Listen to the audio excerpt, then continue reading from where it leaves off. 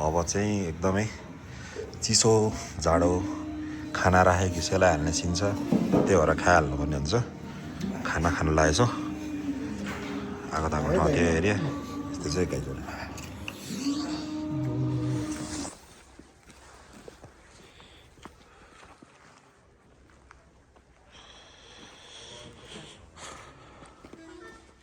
यता हो कहाँ हो यता क्या ऊ यहाँदेखि केवलकारमा जाने होइन यो चाहिँ हाम्रो देखिरहेको गाइजहरू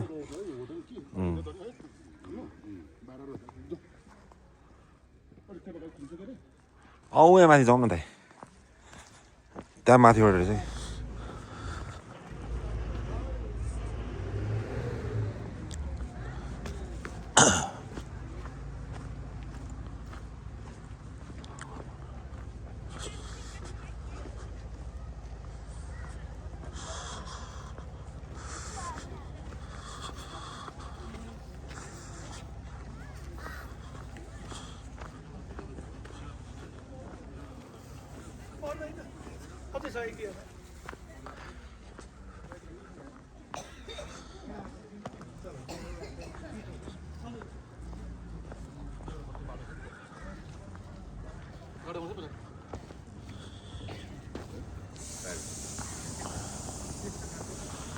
कालिम्चोक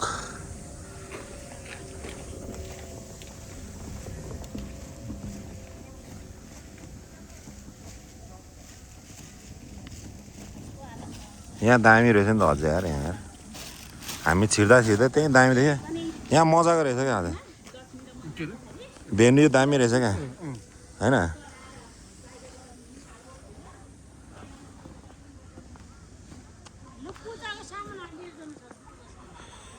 पूजाको सामान माथि नै लिने दिदी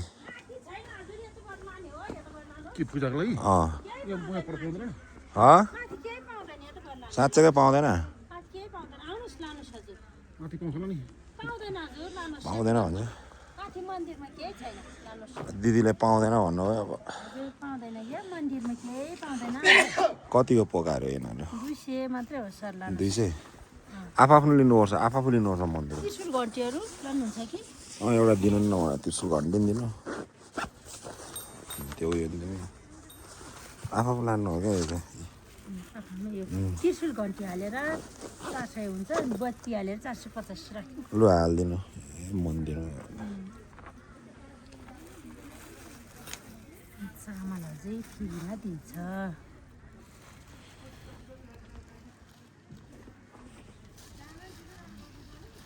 हजुरलाई भयो छैन हजुर यसको चाहिँ 200 हजुर 150 तपाईँलाई खोल्न दिउँ कि हजुर तपाईँलाई खोल्न दिउँ त्यस्तो चेन्ज पैसा दिनु हो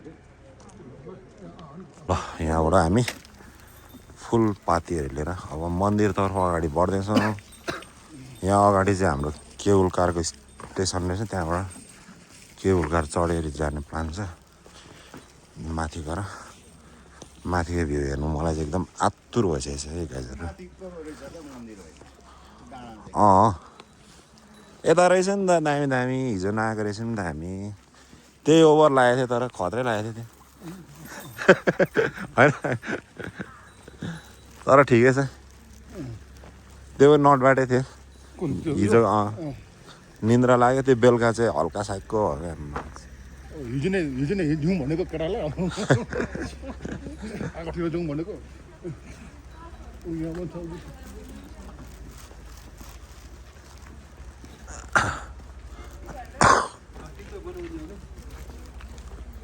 माथि माथि पनि छ नि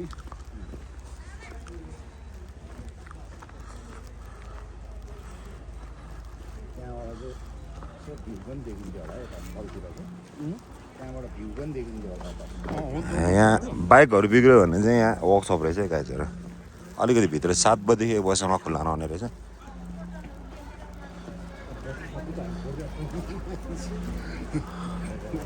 Hillside resort hotel Puri in त्यो हामी अँध्यारोमा आइपुग्दै अनि कता हो कता भयो क्या अब फर्स्ट टाइम आएको नि हो अब नेक्स्ट टाइम आयो भयो भने चाहिँ थाहा भइहाल्यो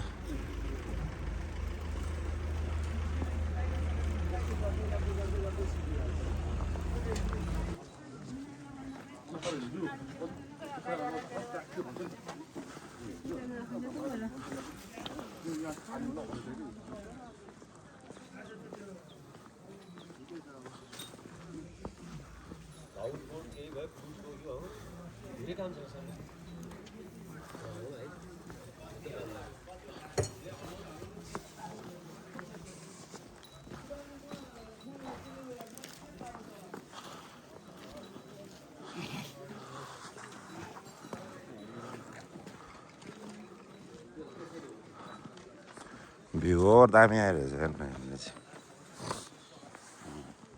तल झन् दामी पानी चाहिँ यसरी आइसक्यो त जम्दो रहेछ क्या हाम्रो देख्नु पनि ऊ तल नि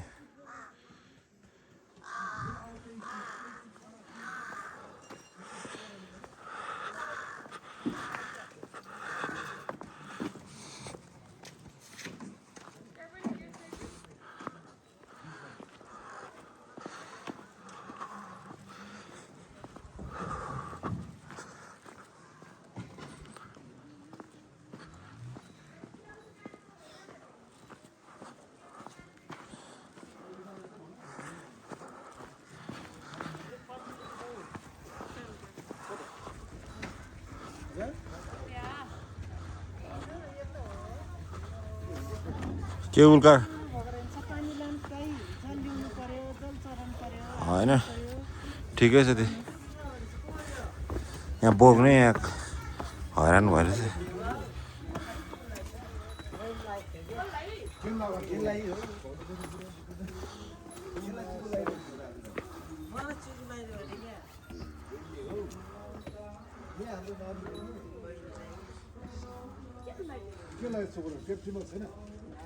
गाइज हामी चाहिँ मन्दिरतर्फ अगाडि लागिरहेछौँ तल हाम्रो देखेको भनेको केबुल कार स्टेसन तर यहाँ मान्छे इन्टरनेसनल एयरपोर्टमा जत्तिकै भिड छ है त्यो भएर हामी चाहिँ फर्किनु ढिलो हुन्छ भनेर हिँड्दै हिँड्दै अगाडि लागिसकेको छौँ यहाँ माथि हाम्रो दाइहरू जाँदै हुन्छ अनि भ्यू त अब जिता जाग्दा स्वर्ग टाइपै हो नट ब्याड हो त्यहाँनिर दुईवटा स्थप रहेछ क्या दामी देखेँ ल अगाडि बढ्दैछौँ त गाइस हिँड्नु चाहिँ अब बानी छैन रहने बाध्यता मन्दिर त्यस्तै हो नराम्रो छु भाइ दाजु दिदी कति त्यसको 100 रुपैयाँ यो सानोको हजुर त चपडा आउँछ त हौ चापाडा त कहाँ आउनु हो दिदी चापाडा त महँगै हुन्छ नि चापाडा त ढुङ्गा ढुङ्गा बनाएको ढुङ्गा ढुङ्गा बनाएको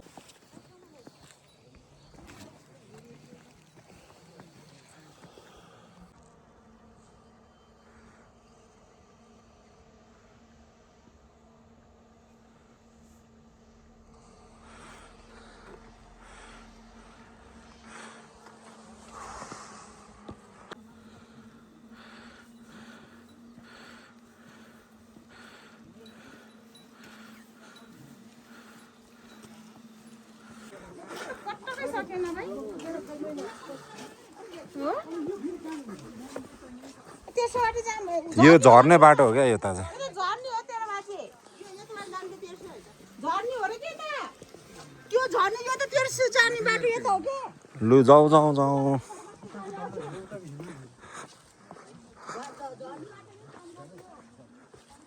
ल गाइजहरू हामी चाहिँ अब फाइनल्ली नै मन्दिरको प्रवेशद्वारबाट छिरिसकेको छौँ भित्र यो जाने बाटो रहेछ झर्ने बाटो उता थियो तल देखेको हाम्रो कुरी भिलेज नट ब्याड छ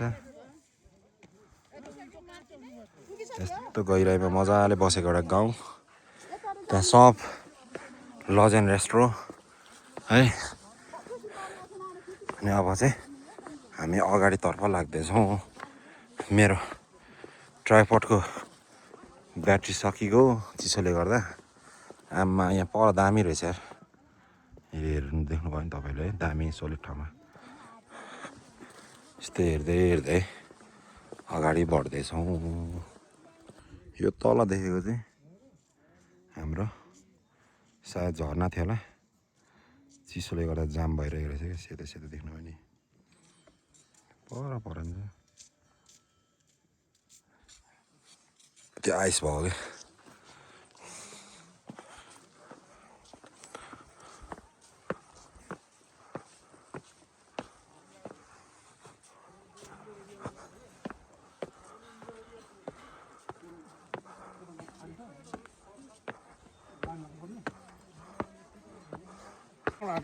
हो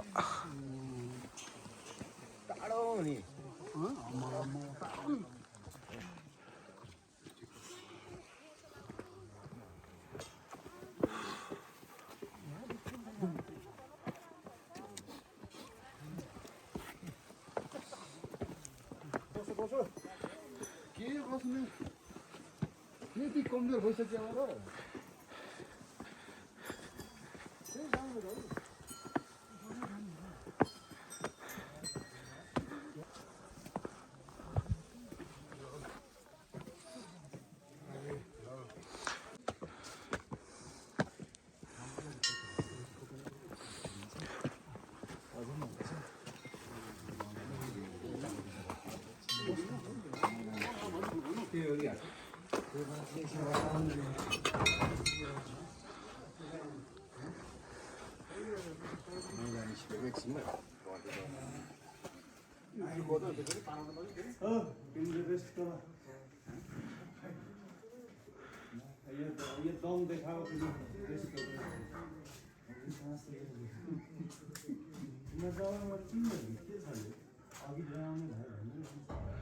यहाँ त हिउँ नै परेको छ नि त अलिअलि। ऊ हिउँ क्या।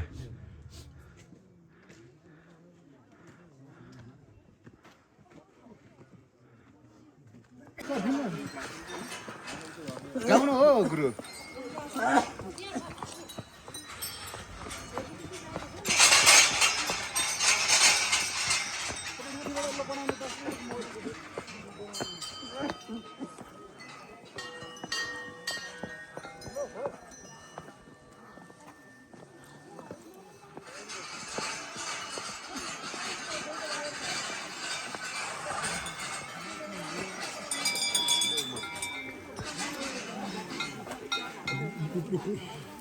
जुत्ता खोल्नु पर्छ पर्दैन होला।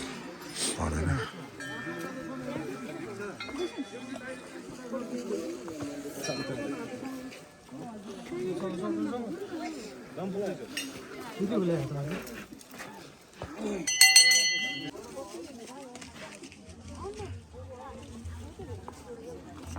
ए हो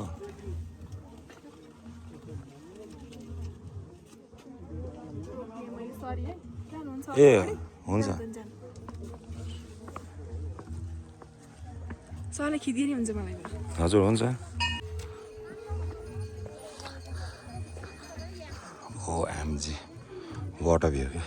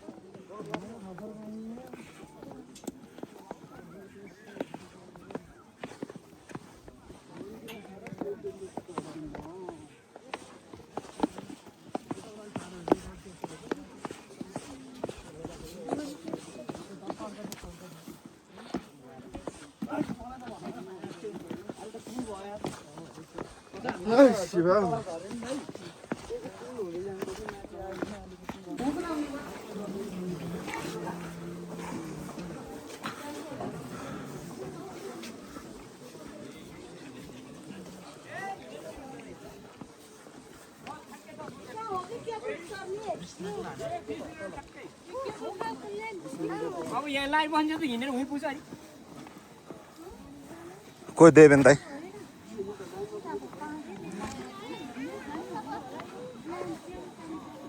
हामी छिरेर उतै जान्छौँ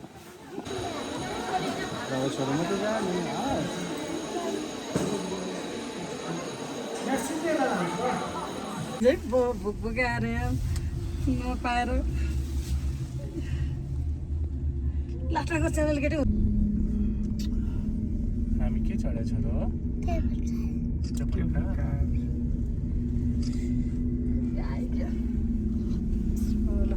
पढ्दै हेर्नु न आयो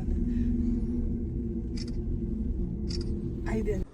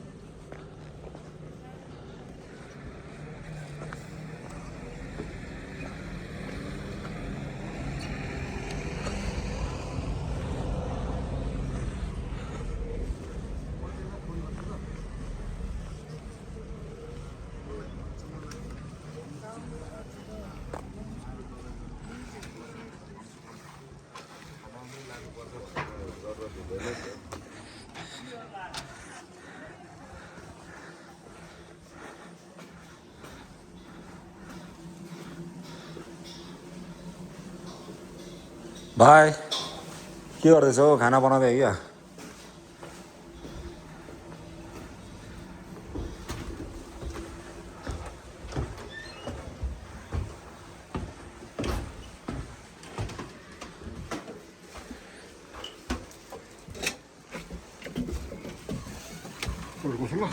ल दे यो चाहिँ हाम्रो बेडरुम